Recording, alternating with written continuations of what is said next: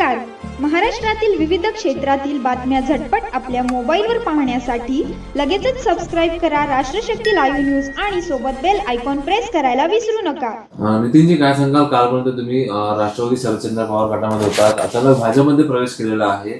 नक्की काय घडलं? काय ऑफर्स आल्या भाजपकडनं? काय सांगाल? नाही, ऑफर्स वगैरे काय आला नाहीये. मी कुठल्याही महानगरपालिकेच्या निवडणूक प्रक्रियेतच नाहीये. मी फॉर्मच भरला नाही. फॉर्म भरला नाही इन द सेन्स मराठी माणूस म्हणून कदाचित मराठी पदवीधर तरुणी नको आहे म्हणून कदाचित शिवसेना राष्ट्रवादी काँग्रेस पक्ष यांनी मला कदाचित डावललं असेल. त्यामुळे स्थानिक उमेदवार नको असं त्यांचं म्हणणं असेल. डावलल्यानंतर मग निर्णय काहीतरी घेणं गरजेचं आहे. इथं भविष्यात नाही आहे, तर भवितव्याचा विचारच करत नाही. तुम्ही रस्त्यावर कितीही संघर्ष करा, कितीही वेळा जेलमध्ये जा, पक्षाच्या झेंड्यासाठी पार अगदी अंगावरती लाट्या काट्या झेटा, पण तुम्हाला काय इथं विचारणारा कोण नाही आहे. तर त्यामुळे तुम्ही थांबायचं का तिथं ना?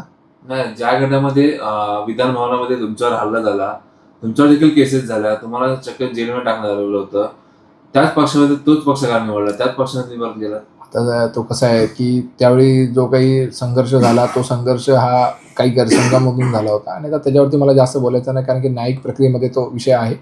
मला आधी काही बोलायचं नाही त्याच्यावरती. पडळकरांची चर्चा झाली होती का? भाजपमध्येच प्रवेश केला? नाही, पडळकर साहेबांचं जर होताच, त्याबद्दल काही वाद नाही आहे. आणि ते सगळं सांगली सातारा या पट्ट्यातलेच आहेत, त्यामुळे तेही फार आक्रमक आणि संघर्षशील पक्षाचे प्रमुख आहेत, आमदार साहेब आहेत. त्यामुळे काय तो त्यावेळी काही विसंवाद झाला होता आणि त्या विसंवादातून ही सगळ्या गोष्टी घडल्या होत्या. उमेदवारीपासून देखील नाराज होतात. या ठिकाणी अमराठी उमेदवार या ठिकाणी देण्यात आलेला आहे.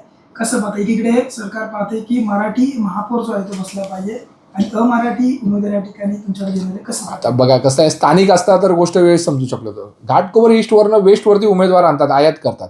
इथल्या शिवसेनेचे पदाधिकारी त्याच्यामध्ये काहीतरी व्यवहार करतात आणि त्या व्यवहारातून ही उमेदवारी दिली जाते. आणि मराठी तरुणी इथं जिथं आहे, विधानसभेला लोकसभेला आम्ही सगळ्यात जास्त काम केलं. माझ्या वॉर्डमध्ये सगळ्यात जास्त लीड मिळवून दिलं आणि त्याचाच प्रत्यय असा की तिकीट विकली गेली. आणि मग मराठी माणसाला फक्त महापौर बनवायचा म्हणून मराठी माणूस बोलायचं, तेवढ्यापुरतं त्यांचं अजेंडा आहे. आणि मराठी माणसाची तिकीट कापायची, हे त्यांचा पूर्ण छुपा अजेंडा आहे.